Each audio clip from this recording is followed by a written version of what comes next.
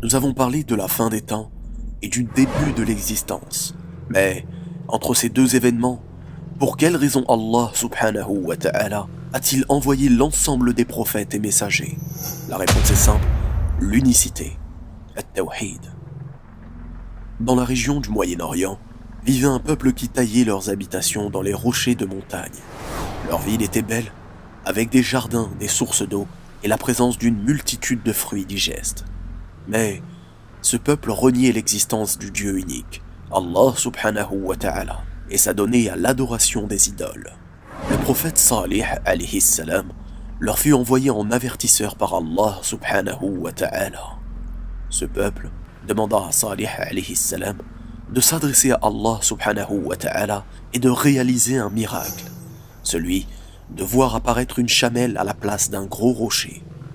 Allah subhanahu wa ta'ala approuva cette demande et réalisa ce prodige, mais demanda à Salih le respect d'une condition par ce peuple.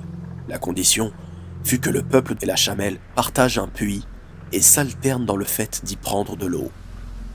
À elle de boire un jour convenu et à vous de boire un jour. Imaginez-vous, un miracle qui se réalise sous leurs yeux après leur demande. Un rocher se brisant et laissant apparaître une chamelle. Et malgré cela, ils décidèrent de la tuer et d'encourir la colère d'Allah subhanahu wa ta'ala. Un terrible cri les frappa alors au matin. Un cri tellement puissant qu'il secoua leurs habitations et anéantit tout sur son passage. Et Salih fut sauvé. Quelle leçon devons-nous en tirer? Eh bien, que ce peuple a renié ouvertement les signes d'Allah subhanahu wa ta'ala, malgré le fait qu'ils aient eux-mêmes demandé l'apparition de ce signe. Alors, prends garde à ouvrir les yeux et à faire preuve de lucidité sur les signes qui t'entourent. Il se peut que tu observes régulièrement des miracles d'Allah subhanahu wa ta'ala, au point qu'ils en deviennent banals à tes yeux, jusqu'à te rendre insensible à cela. Rends-toi compte que l'histoire de Salih alayhi salam n'est pas un mythe, un conte pour enfants ou une légende.